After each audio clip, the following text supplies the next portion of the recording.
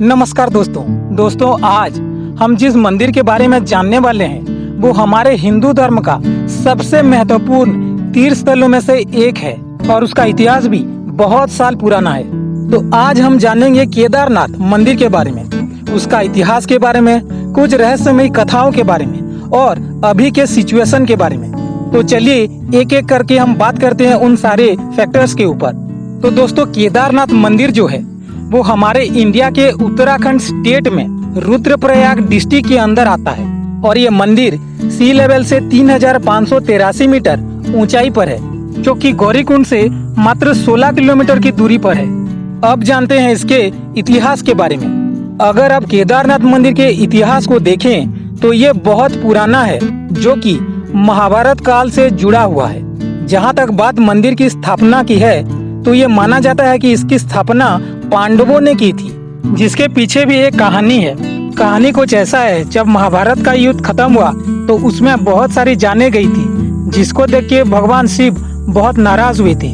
तब पांडवों ने उनसे माफी मांगना चाहा, लेकिन वो अपना रूप बदल के हिमालय चले गए और एक बैल के रूप में वहाँ रहने लगे। तब पांडव भी उनको ढूंढते हुए हिमालय आ गए और उन्होंने शिव जी को प्रसन्न करने के लिए कड़ी तपस्या कर दी। तो हुआ ये कि भगवान शिव पांडवों की तपस्या और भक्ति को देख के खुद को रोक नहीं पाए और उनके सामने प्रकट हो गए। जब वो अपने असली रूप में आ रहे थे तो उनका बैल वाला शरीर बिखरने लगा। तब भीम ने, जो कि 5 पांडवों में से एक भाई थे, बैल के कुबड़ को पकड़ लिए। बैल का कुबड़, जिसको कि हम बोलते हैं, और वो वहाँ पे रह गया।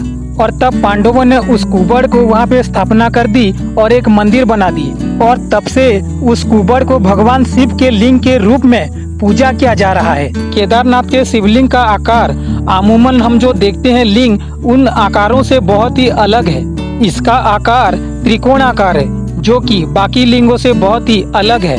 पुराण में एक दूसरी बात कहा गया है मंदिर के स्थापना के बारे में, जो कि ये है कि आदि शंकराचार्य ने 8वीं शताब्दी में इस मंदिर का पुनः निर्माण कराए थे, लोगों में विश्वास और शांति को बढ़ाने के लिए। और उनके मृत्यु के बाद वहाँ पे उनकी समाधि भी बनाई गई है।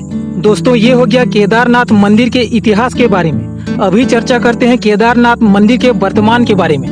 दोस्तों, केदारनाथ मंदिर हिमालय के बर्फीली पहाड़ों से घिरा हुआ और धार्मिक मान्यताओं से जुड़ा हुआ एक महत्वपूर्ण तीर्थ स्थल है। ये इंडिया के 12 दिव्य ज्योतिर्लिंगों में से एक है। ये मंदिर एक बड़ी चट्टान और बहुत सारे पत्थरों के द्वारा बिना सीमेंट के इंटरलॉक सिस्टम के द्वारा बनाया गया एक मंदिर है। दोस्तों, जहाँ पे मंदिर में भगवान के दर्शन की बात है तो ये मुश्किल से साल भर में 5 से 6 महीना ये खुला रहता है दर्शन हेतु, और बाकी महीना ये बंद रहता है।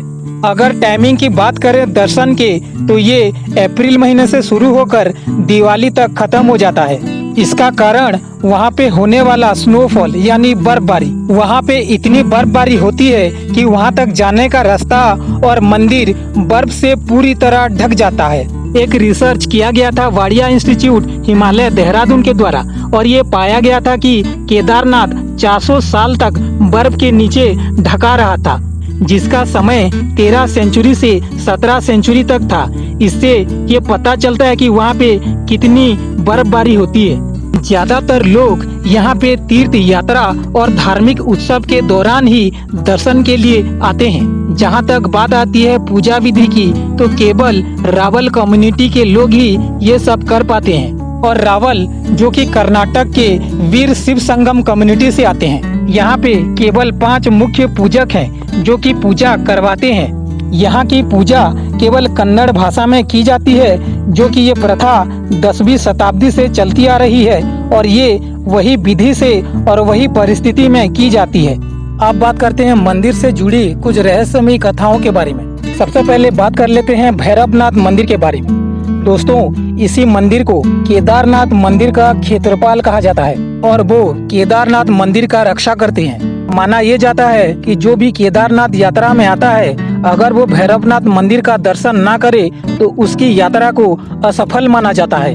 अब बात कर लेते हैं मंदिर के बनावट के बारे में। दोस्तों, मंदिर को कुछ ऐसा बनाया गया है कि ये भारी से भारी बर्फबारी, बरसात हवा और भूकंप को आराम से झेल लेता है, जिसका उदाहरण 2013 में आया बाढ़ है, जिसकी वजह से वहाँ पे भारी तबाही मच गई थी, लेकिन मंदिर का कुछ भी नुकसान नहीं हुआ था। अब बात कर लेते हैं मंदिर में लगे झंडे की, जो हमेशा हवा के विपरीत दिशा में उड़ता रहता है, और इस सवाल का जवाब आज तक किसी को नहीं मिला। अब बात कर लेते हैं वहाँ पे जलने वाले एक दिए की, जो दिया को मंदिर में जला के बंद कर दिया जाता है मंदिर को 6 महीने के लिए, और जब अगली बार मंदिर को खुला जाता है तो तब भी वो दिया जलते हुए दिखाई देता है।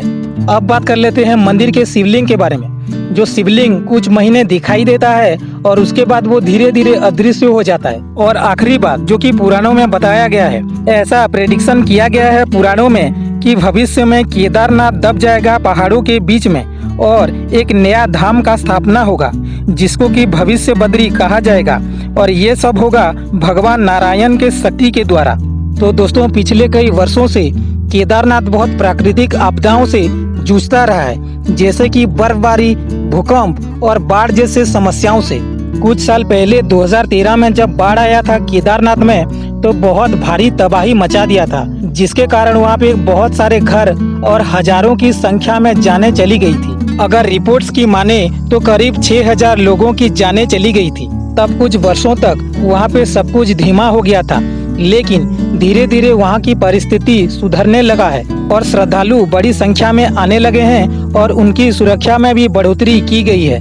तो दोस्तों, कुल मिलाकर बात ये है कि केदारनाथ एक पौराणिक और ऐतिहासिक धार्मिक स्थल है, जो कि कई आपदाओं को झेलने के बाद भी हमारी संस्कृति और इतिहास को लेके खड़ा हुआ है, ताकि हमको इसका अनुभव करा सके। और इसका अनुभव तब होगा जब हम उस खूबसूरत, शांतिपूर्ण, पवित्र स्थल तक जाने में सफल होंगे।